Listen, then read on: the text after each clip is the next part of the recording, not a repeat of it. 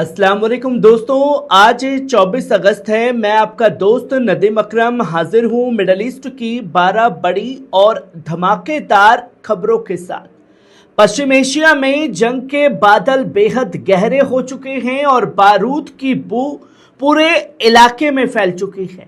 एक तरफ America Iran की आर्थिक सांसें रोकने के लिए उस पर शिकंजा कसने की पूरी तैयारी कर चुका है, तो दूसरी तरफ तेहरान ने साफ कह दिया है कि अगर उसकी अर्थव्यवस्था पर हमला हुआ तो फारस की खाड़ी से तेल का एक कतरा भी बाहर नहीं जाने दिया जाएगा। उधर हुर्मुज की खाड़ी में जहाजों का पहिया थमसा गया है। ग्रीस ने अपने मिसाइल डिफेंस सिस्टम तैनात कर दिए और गजा में इजरायली हमलों से मातम पसरा हुआ है और रूस और चीन ईरान के साथ मिलकर के खड़े हो गए हैं। आइए एक एक करके जानते हैं अमेरिका की 12 बड़ी और सनसनीखेज खबरें पल पल न्यूज पर, जो है आपकी खबर आपका भरोसा। जहां पहली खबर देखिए, ईरान पर अमेरिकी शिकंजा और हुर्मुज में टोल टैक्स की तैयारी।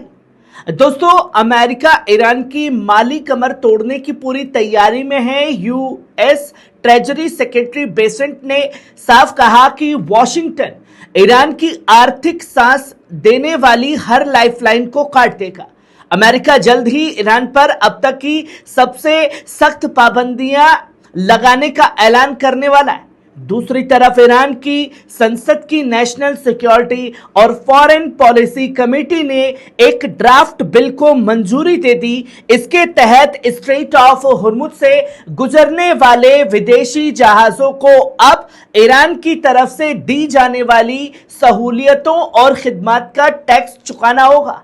वहीं आप ये दूसरी खबर देखिए, हुर्मुज की खाड़ी में थमा जहाजों का पहिया।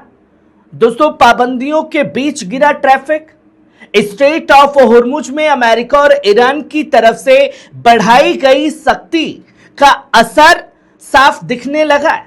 शिप ट्रैकिंग फर्म केपलर के आंकड़ों के मुताबिक इस वीकेंड पर इस अहम समुद्री रास्ते से 20 से भी कम व्यापारिक जहाजों ने गुजरने की जरूरत। शनिवार को महज 13 और इतवार को सिर्फ 4 जहाज इस रास्ते से पार हुए।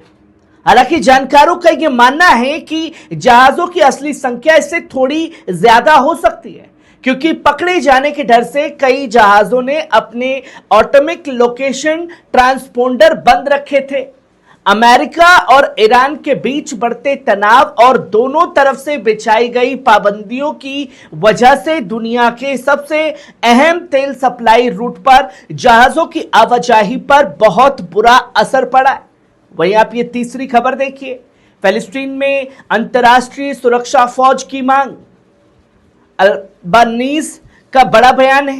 दोस्तों, यूएन की स्पेशल रिपोर्टर फ्रांसिका अल्बानीज ने कब्जे वाले फिलिस्तीन इलाके वेस्ट बैंक, पूर्वी यरूशलेम और गजा के तुरंत एक अंतर्राष्ट्रीय सुरक्षा फौज तैनात करने की पुरजोर वकालत की है।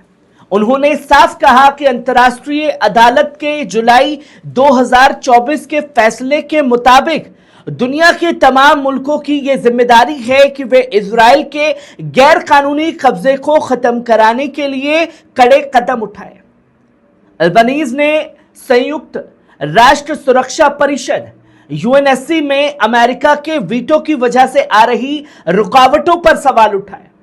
उन्होंने सुझाव दिया कि अगर सुरक्षा परिषद इस मामले में नाकामी रहती है तो यूएन जनरल असेंबली के यूनाइटेड फॉर पीस वाले तरीके का इस्तेमाल करके इस गतिरोध को खत्म किया जाना चाहिए और फिलिस्तीनी अवाम की हिफाजत यकीनी बनाई जानी चाहिए।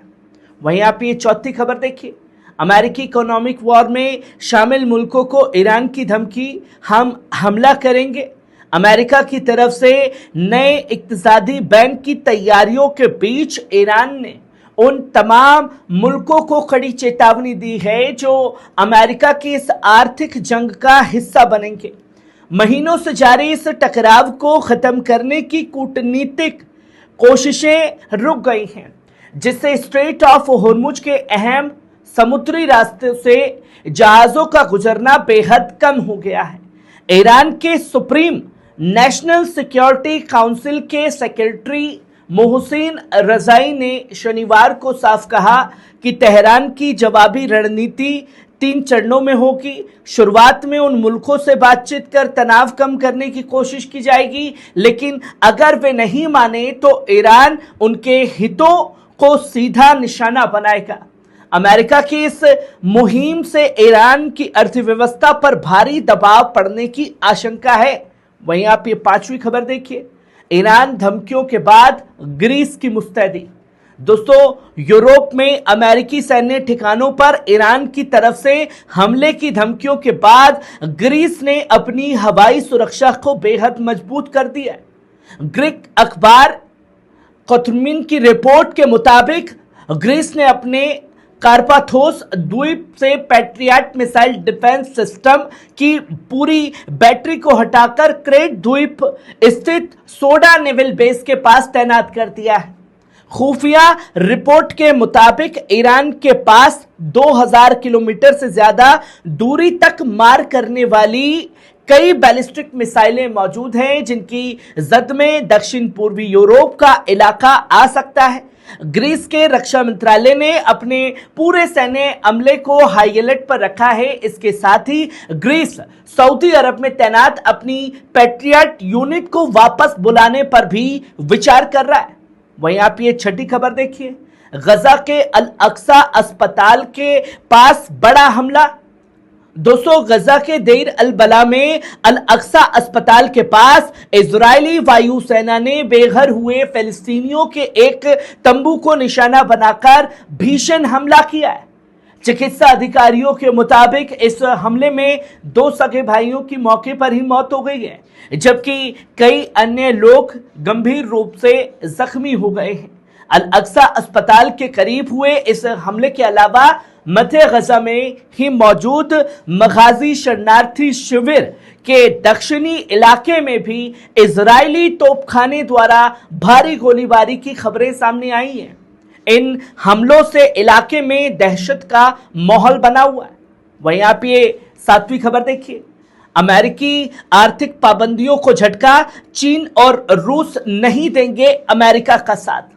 दोस्तों, तेहरान के अंतर्राष्ट्रीय मामलों के विशेषज्ञ मोहसिन फरखानी का कहना है कि ईरान के खिलाफ नए आर्थिक पाबंदियों की मुहिम में वॉशिंगटन को कामयाबी मिलना मुश्किल है। अमेरिका के साथ पहले से तनावपूर्ण संबंधों के चलते चीन और रूस इन पाबंदियों में शामिल नहीं होंगे। चीन के लिए ईरान एक बेहद अहम आर्थिक साझेदार है, जिससे वे बड़ी मात्रा में तेल खरीदता है। फरखानी के मुताबिक ईरान के पास स्ट्रेट ऑफ होर्मुज, बाब अल मंदब जैसे प्रमुख समुद्री रास्तों का बड़ा नियंत्रण है। इसके अलावा क्षेत्र के पड़ोसी मुल्कों का अमेरिकी सुरक्षा के वादों से भरोसा पूरी तरीके से उठ चुका है। उन्हें लगता है कि अमेरिका अब रक्षा कवच देने के काबिल नहीं रहा। जब दूसरे देश इस मुहिम में शामिल ही नहीं होंगे तो अमेरिकी पाबंदियां पूरी तरह एक तरफा और बेअसर साबित होंगी। वहीं आप 8वीं खबर देखिए, ईरान पर अमेरिकी सेकेंडरी सेक्शंस हुकूमत गिराना मकसद नहीं, माली चोट पहुंचाना है इरादा। दोस्तों, अमेरिका के पूर्व उप सहायक रक्षा सचिव माइकल मुलरॉय के मुताबिक वॉशिंगटन की तरफ से ईरान पर लगाए जाने वाले नए आर्थिक प्रतिबंध सेकेंडरी सेक्शंस के रूप में होंगे। इसका मतलब है कि ईरान के साथ व्यापार और वित्तीय लेन देन करने वाले चीन जैसे देशों, अंतर्राष्ट्रीय बैंकों और तेल तस्करी में इस्तेमाल होने वाले शैडो फ्लीट पर भी सख्त पाबंदियां लगाई जाएंगी। मुलरॉय का मानना है कि इन पाबंदियों का मकसद ईरान की हुकूमत को गिराना नहीं, बल्कि उसकी अर्थव्यवस्था और रिवोल्यूशनरी गार्ड की फंडिंग की कमर तोड़ना है। उन्होंने यह भी इशारा किया कि अमेरिका में होने वाले मिड टर्म चुनावों को देखते हुए अमेरिकी जनता सीधे युद्ध के हक में नहीं है, इसलिए वॉशिंगटन सैन्य हमले के बजाय आर्थिक दबाव का रास्ता अब अपना रहा है। वहीं आप ये 9वीं खबर देखिए, ईरान की सीधी चेतावनी। ईरान के सुरक्षा प्रमुख मोहसिन रज़ाई ने अमेरिका और उसके साथियों को बेहद सख्त लहजे में चेतावनी दी है। उन्होंने साफ कहा कि अगर ईरान के खिलाफ अमेरिका की आर्थिक जंग जारी रहती है तो स्ट्रेट ऑफ हुर्मुज ही नहीं बल्कि पूरी फारस की खाड़ी से तेल का एक कतरा भी बाहर निर्यात नहीं होगा, जो खुल करके धमकी दे दी गई है। रज़ाई ने दो टुक शब्दों में कहा कि जो भी मुल्क ईरानी अवाम के खिलाफ जारी अमेरिकी आर्थिक पाबंदियों का साथ देगा या इस मुहिम में शामिल होगा, ईरान उस कदम को अपने खिलाफ जंग का ऐलान यानी एक्ट ऑफ वॉर मानेगा और उसी हिसाब से करारा जवाब भी देगा। वहीं आप ये 10वीं खबर देखिए, ईरानी अथॉरिटी की भी चेतावनी। दोस्तों, ईरान के पर्शियन गल्फ स्ट्रेट अथॉरिटी ने स्ट्रेट ऑफ हुर्मुज से गुजरने वाले जहाजों के लिए कड़े कायदे जारी किए। अथॉरिटी ने साफ किया कि जिन जहाजों ने ईरानी गाइडलाइंस और नियमों का उल्लंघन किया है, उनके भविष्य में इस रास्ते से गुजरने पर भारी जुर्माना, जहाज को कब्जे में लेना या जब्ती जैसी सख्त कार्रवाई की जाएगी। इसके अलावा आज से जो भी जहाज इस ब्लैक लिस्टेड सूची में शामिल जहाजों के साथ समुद्र के बीच सामान का लेन देन टू शिप करेंगे, उन्हें भी इस पाबंदी वाली लिस्ट में डाल दिया जाएगा। लिस्ट से नाम हटवाने के लिए कंपनियों को पूरी वजह के साथ आधिकारिक अर्जी भी देनी होगी। वहीं आप ये 11वीं खबर देखिए, अमेरिकी दादागिरी, पुरानी फिल्म जैसी ईरानी विदेश मंत्री का तीखा पलटवार। दोस्तों, ईरान के विदेश मंत्री अब्बास अराक्ची ने अमेरिका की तरफ से दी जा रही सख्त आर्थिक पाबंदियों की धमकियों पर करारा जवाब दिया है। उन्होंने साफ लहजे में कहा कि अमेरिका की ये दादागिरी और भारी भरकम पाबंदियां एक पुरानी फिल्म की तरह है जिसे बार बार दिखाया जा रहा है।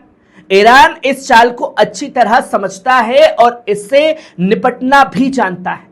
अराक्ची ने कहा कि अमेरिका पहले तो हमले करेंगे जैसी सैन्य धमकी दे रहा था, लेकिन अब पुरानी पाबंदियों के प्लान पर वापस लौट आया है।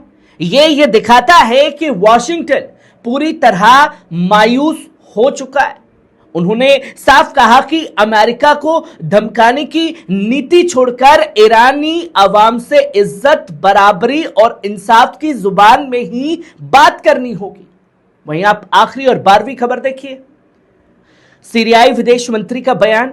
दोस्तों, सीरिया के विदेश मंत्री का मानना है कि इजराइल ने बेइंतहा ताकत और कड़ाई के बल पर अपनी सुरक्षा कायम करने की कोशिश की, लेकिन वे इसमें पूरी तरह नाकाम रहा है। उन्होंने कहा कि ताकत के इस्तेमाल से शांति हासिल नहीं की जा सकती। सीरियाई विदेश मंत्री ने उम्मीद जताई कि बहुत जल्द शांति वार्ता दोबारा शुरू होगी। उन्होंने यह भी खुलासा किया कि अमेरिका लगातार इजराइल पर दबाव बना रहा है ताकि वे एक बार फिर बातचीत की मेज पर वापस लौटे और मसले का हल निकालें। दोस्तों, ये थी मिडल ईस्ट की आज की 12 बड़ी अहम खबरें। आपको कैसी लगी? कमेंट बॉक्स में आकर के अपनी राय जरूर दीजिएगा। शुक्रिया।